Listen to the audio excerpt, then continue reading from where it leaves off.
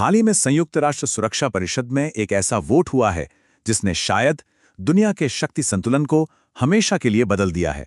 ये vote Hormuz जलडमरू मध्य को लेकर था और इसने न सिर्फ एक बड़े सैन्य टकराव को टाला बल्कि ये भी साफ कर दिया कि अब ग्लोबल स्टेज पर नए और ताकतवर खिलाड़ी सामने आ चुके हैं। तो ये सब आखिर हुआ कैसे? इस पूरे घटनाक्रम को समझने के लिए हम 5 अहम हिस्सों में इसे तोड़कर देखेंगे। सबसे पहले वो हैरान करने वाला डबल वीटो क्यों हुआ, फिर इतिहास के स्वेज संकट से इसका क्या लेना देना है, चीन के 400 अरब डॉलर के दाव की इसमें क्या भूमिका है, पाकिस्तान ने एक अलग रास्ता क्यों अपनाया, और आखिर में ये सब एक नई मल्टीपोलर दुनिया का इशारा कैसे कर रहा है। तो कहानी शुरू होती है यूएन सिक्योरिटी काउंसिल से। यहां अमेरिका बैरिन के जरिए एक प्रस्ताव लेकर आया। इसका मकसद था ईरान के बढ़ते असर को रोकने के लिए हॉर्मुज़ स्ट्रेट में एक कोऑर्डिनेटेड डिफेंसिव एफर्ट करना। आसान भाषा में कहें तो एक इंटरनेशनल मिलिट्री गठबंधन बनाना। अब यहीं पर मामला एकदम से दिलचस्प हो जाता है। चीन अपने व्यापार के लिए हॉर्मुज़ स्ट्रेट पर बहुत ज्यादा निर्भर है, तो वो भला एक ऐसे प्रस्ताव को वीटो क्यों करेगा जिसका मकसद उसी रास्ते को खुला और सुरक्षित रखना था। ये सुनने में थोड़ा अजीब लगता है ना, और इसका जवाब चीन की बड़ी जियोपॉलिटिकल स्ट्रैटेजी में छिपा है। अच्छा, वोट के नतीजों पर जाने से पहले ये समझना जरूरी है कि ये वीटो पावर आखिर है क्या। देखिए, ये यूएन सिक्योरिटी काउंसिल के 5 permanent members America, Britain, France, रूस और चीन के पास एक तरह की सुपर पावर है। अगर इनमें से कोई एक भी किसी प्रस्ताव के खिलाफ वोट कर दे तो वो प्रस्ताव वहीं का वहीं खारिज हो जाता है, फिर भले ही बाकी सारे सदस्य उसके पक्ष में ही क्यों ना हो। तो अब आते हैं वोट के नतीजों पर। प्रस्ताव के पक्ष में 11 वोट पड़े। 2 देश वोटिंग से दूर रहे। सब कुछ नॉर्मल लग रहा था कि प्रस्ताव पास हो ही जाएगा, लेकिन फिर 2 वीटो हुए। रूस का वीटो, खैर उसकी तो उम्मीद थी ही क्योंकि ईरान उसका सहयोगी है, लेकिन चीन का वीटो, वो एक ऐसा कदम था जिसने पूरी दुनिया को सच में हैरान कर दिया और डिप्लोमैटिक गलियारों में हलचल मचा दी। चीन के इस चौंकाने वाले कदम को समझने के लिए हमें थोड़ा सा इतिहास में चलना होगा। आज हॉर्मुज़ में जो हो रहा है वो 1956 के स्विस संकट की जबरदस्त याद दिलाता है, जब एक और अहम समुद्री रास्ता दुनिया की 2 महाशक्तियों के बीच टकराव का सेंटर बन गया था। इन दोनों घटनाओं में जो समानताएं हैं वो कमाल की हैं। 1956 में मिस्र ने स्वेज नहर पर अपना कंट्रोल कर लिया, जिससे उस वक्त की सुपर पावर्स ब्रिटेन और फ्रांस एकदम बौखला गए। आज ईरान हॉर्मुज़ स्ट्रेट पर अपना दबदबा दिखा रहा है, जिससे अमेरिका परेशान है। दोनों ही मामलों में एक देश ने एक बेहद जरूरी समुद्री रास्ते को अपनी ताकत का सिंबल बना लिया। स्वेज और हॉर्मुज़, ये दोनों ही जिसे कहते हैं जियोपॉलिटिकल चोक पॉइंट्स के परफेक्ट उदाहरण हैं। मतलब ये ऐसे संकरे और अहम रास्ते हैं कि अगर इन्हें कोई बंद कर दे तो पूरी दुनिया का व्यापार और तेल की सप्लाई थम सकती है, और इसीलिए इन जगहों पर हमेशा तनाव बना रहता है। चलिए, अब वापस चीन के वीटो पर आते हैं।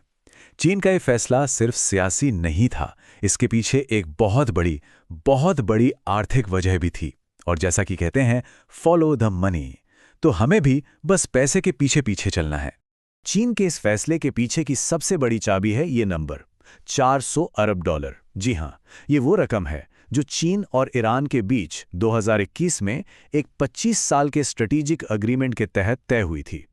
ये कोई छोटा मोटा निवेश नहीं है, ये एक ऐसा सौदा है जो ईरान के भविष्य को चीन के साथ मजबूती से बांधता है।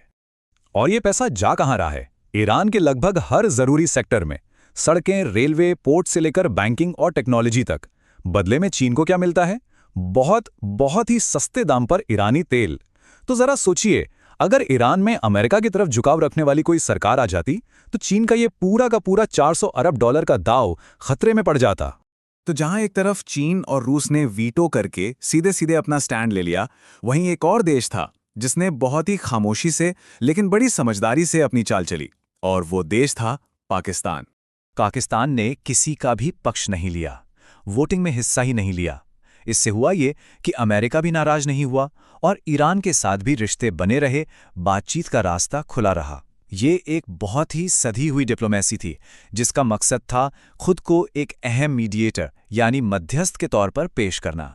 इस तरह की डिप्लोमेसी को बैक चैनल डिप्लोमेसी कहते हैं, मतलब पर्दे के पीछे से होने वाली बातचीत जो तनाव को कम करती है। याद कीजिए 1962 का क्यूबन मिसाइल संकट। तब अमेरिका और सोवियत संघ के बीच ऐसी ही खुफिया बातचीत ने दुनिया को एक न्यूक्लियर वॉर से बचाया था। आज पाकिस्तान भी कुछ वैसी ही अहम भूमिका निभाने की कोशिश कर रहा है। तो ये जो पूरा वीटो का मामला है, ये सिर्फ हॉर्मुज़ स्ट्रेट के बारे में नहीं है। चीन और रूस का साथ आना, पाकिस्तान का बीच का रास्ता अपनाना, ये सब एक बहुत बड़े बदलाव का संकेत है। संकेत ये कि दुनिया की पावर डायनामिक्स बदल रही हैं और हम एक नई वर्ल्ड ऑर्डर में कदम रख रहे हैं। देखिए, ये वीटो एक साफ इशारा है कि दुनिया अब तीसरे स्टेज में आ चुकी है, एक मल्टीपोलर यानी बहुध्रुवीय दुनिया। अब ताकत किसी एक या दो देशों के हाथ में नहीं है। अमेरिका, चीन, रूस, यूरोपियन यूनियन, इन सब के अपने अपने पावर सेंटर्स बन चुके हैं। चीन का मैसेज बिल्कुल क्लियर है। वो दौर गया जब अमेरिका अकेले दुनिया के फैसले लेता था। अब एससीओ और ब्रिक्स जैसे संगठन, जहां चीन और रूस की चलती है, वो वेस्टर्न दबदबे को सीधी चुनौती दे रहे हैं। तो इस पूरे जियोपॉलिटिकल ड्रामे से सबसे बड़ा सबक क्या मिलता है? सबक ये है कि अब ग्लोबल चेस का बोर्ड पूरी तरह से बदल गया है। अब किसी भी बड़ी इंटरनेशनल डील के लिए सिर्फ व्हाइट हाउस की हाँ काफी नहीं है, बीजिंग की हाँ भी चाहिए होगी। यही आज की नई सच्चाई है। और ये सब हमें एक बहुत ही अहम सवाल पे लाके खड़ा कर देता है। इस नई मल्टीपोलर दुनिया में, जहां अमेरिका, चीन और रूस अपनी अपनी ताकत के लिए होड़ कर रहे हैं, भारत जैसी दूसरी बड़ी शक्तियों का अगला कदम क्या होगा? ये एक ऐसा सवाल है जिसका जवाब आने वाले कई सालों तक दुनिया का भविष्य तय करेगा।